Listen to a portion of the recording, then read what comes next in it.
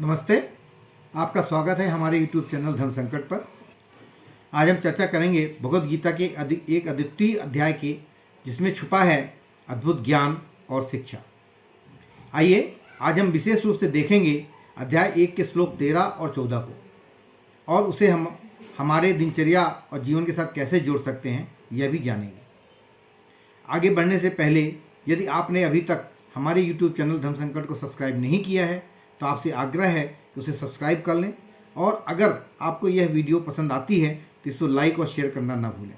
तो आपका धन्यवाद। और चलिए अब हम आगे आज के अध्याय 1 के श्लोक संख्या 13 और 14 की व्याख्या करते हैं तथा उसका हमारे जीवन में क्या उपयोगिता है उसकी भी चर्चा करेंगे।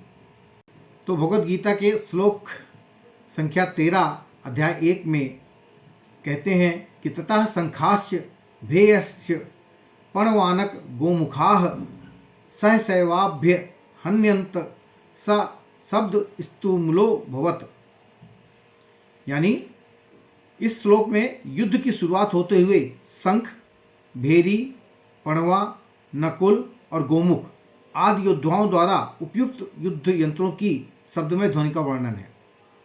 इससे यह स्पष्ट होता है कि युद्ध की घड़ी आ चुकी है और योद्धाएं तैयार हैं। यद्यपि भीष्म जी ने युद्धारंभ की घोषणा करने के लिए शंख नहीं बजाया था,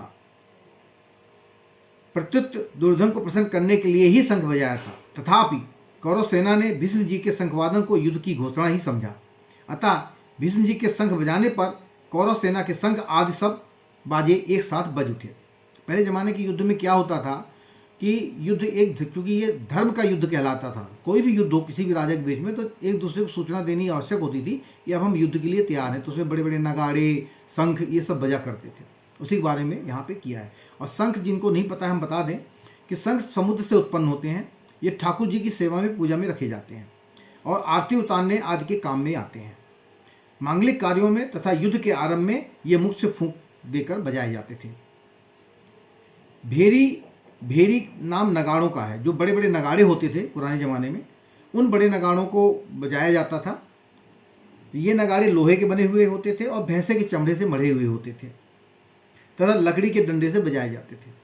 यह मंदिरों में एवं राजाओं के किलों में रखे जाते हैं। उत्सव और मांगलिक कार्यों में ये विशेषता से बजाए जाते हैं। राजाओं के यहाँ से रोज ये बजाए जाते हैं। पणव नाम ढोल का है। ये लोहे का अथवा लकड़ी के बने हुए बकरे के चमड़े से मढ़े हुए ढोल होते हैं तथा हाथ से या लकड़ी के डंडे से बजाए जाते हैं। ये आकार में ढोल की तरह होने पर भी ढोलकी से थोड़ा बड़े होते हैं। कार्य के आरंभ में पणवों को बजाना गणेश जी के पूजन के समान मांगलिक माना जाता है। आनक नाम मृदंग का है। इनको पखावज भी, आप लोग जानते होंगे, इनको पखावज भी कहते हैं। आकार में लकड़ी की बनाई हुई ढोल के समान होते हैं। ये मिट्टी के बने हुए और चमड़े से मढ़े हुए होते हैं तथा हाथ से बजाए जाते हैं। गोमुख जो यहाँ पे शब्द आया है उसका नाम नरसिंह का है। ये आकार में सांप की तरह टेढ़े होते हैं। इनका मुख गाय की तरह होता है। ये मुख की फूंक से बजाए जाते हैं। कौरव सेना में उत्साह बहुत था, इसलिए भीष्म पितामह के शंख बजाते ही कौरव सेना के सब यंत्र, शंख और नगाड़े वगैरह अनायास ही बज उठे। उनके बजने में देरी बिल्कुल नहीं हुई और उनको बजाने में परिश्रम भी ज़्यादा नहीं करना पड़ा। और देखा जाए कि यह एक प्रकार से युद्ध की आरंभ की सूचना कौरवों की तरफ से थी, जबकि भीष्म का ये अर्थ नहीं था कि वो युद्ध की आरंभ करने की घोषणा करने जा रहे हैं। वो बेसिकली दुर्योधन को प्रसन्न करने के लिए, क्योंकि वो तो उनके पौत्र थे, उनको प्रसन्न करने के लिए उन्होंने शंख बजाया था। 14वें श्लोक में क्या कहते हैं? बेसिकली जो ये श्लोक है, ये क्योंकि धृतराष्ट्र ने आरंभ में ही संजय से पूछा था कि युद्ध क्षेत्र में मेरे और पांडवों के बीच में क्या क्या हुआ है, और उस समय तक भीष्म पितामह जो हैं ऑलरेडी सरसैया में आ गए थे, यानी तीर से उनको छलनी कर दिया गया था और ज़मीन पर गिर पड़े थे और तीरों के ऊपर ही वो लेटे हुए थे।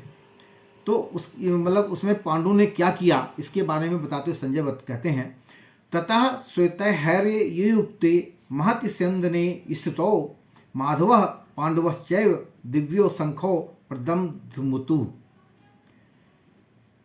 तो इस श्लोक में श्री कृष्ण यानी माधव और अर्जुन जो पांडवों को रिप्रेजेंट करते हैं, सवेश वस्त्रों वाले युद्ध वीर रथ पर स्थित होकर दिव्य शंखों को बजाते हैं। जब कौरवों की तरफ शंख बजता है तो वो भी उसका प्रत्युत्तर देते हैं कि हम भी युद्ध के लिए तैयार हैं। यह शंखों की ध्वनि से युद्ध का आरंभ होता है। इसके माध्यम से श्री कृष्ण और अर्जुन अपने पक्ष को युद्ध के लिए तैयार कर रहे हैं।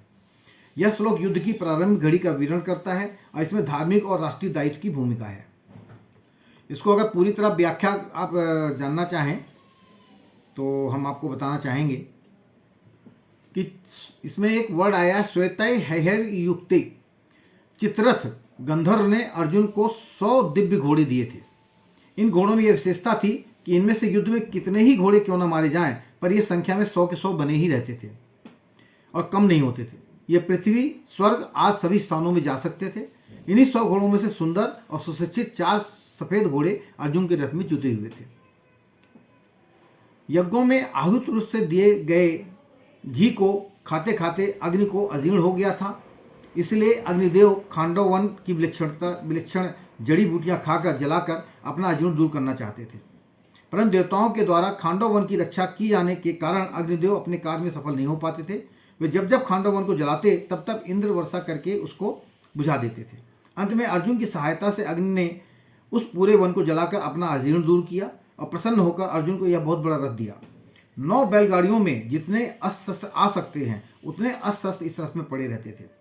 यह सोने से मढ़ा हुआ और तेजोमय था। इसके पहिए बड़े ही दृढ़ और विशाल थे। इसकी ध्वजा बिजली के समान चमकती थी। यह ध्वजा 1 योजन में यानी 4 कोस तक फहराया करती थी। 4 कोस मतलब हो गया कि 1 कोस में 2 मील होते हैं, तो यानी 8 मील तक इसकी ध्वजा फहराती थी। इतनी लंबी होने पर भी इसमें न तो बोझ था, न यह कहीं रुकती थी और न कहीं वृक्ष आदि में टकती ही थी। इस ध्वजा पर हनुमान जी हमेशा विराजमान रहते थे। स्थितो कहने का अर्थ है कि उस सुंदर और तेजोमय रथ पर साक्षात भगवान श्री कृष्ण और उनके प्यारे भक्त अर्जुन के विराजमान होने से उस रथ की शोभा और तेज ज्यादा बढ़ जाती है। मांडव पांडव जो शब्द यूज हुआ है, माँ नाम लक्ष्मी का है और धव नाम पतिका का है, अतः माधव नाम लक्ष्मी पति का है। यहाँ पांडव नाम अर्जुन का है क्योंकि अर्जुन सभी पांडवों में मुख्य है। पांडवा नाम धनंजय। तो अर्जुन नर के और श्री कृष्ण नारायण के अवतार थे। महाभारत के प्रत्येक पर्व के आरंभ में नर अर्जुन और नारायण भगवान श्री कृष्ण को नमस्कार किया गया है। इस दृष्टि से पांडव सेना में भगवान श्री कृष्ण और अर्जुन ये दोनों मुख्य थे। संजय ने भी गीता के अंत में कहा है कि जहां योगेश्वर भगवान श्री कृष्ण और गांडीव धनुषधारी अर्जुन रहेंगे वहीं पर श्री विजय विभूति और अटल नीति रहेगी।